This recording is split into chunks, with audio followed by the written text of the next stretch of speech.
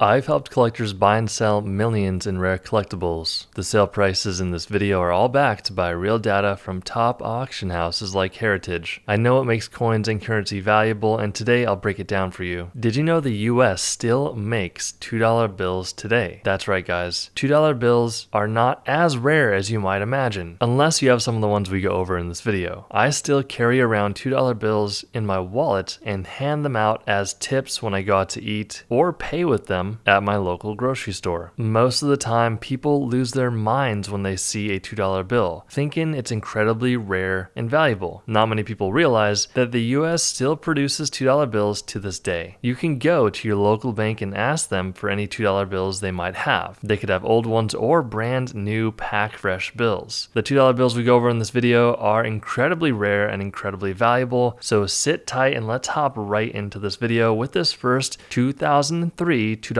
bill. Now, it's very important to understand that just because your bill says a date on it, like 2003, does not mean that's always exactly when the bill was produced. For example, this is a series 2003, so when the US was producing this printing plate, they used the same 2003 plate for years before it wore out and they had to replace it. Producing a printing plate is not cheap, so what they do is they'll use it every single year until it dies out. That's why you don't see every single year on banknotes.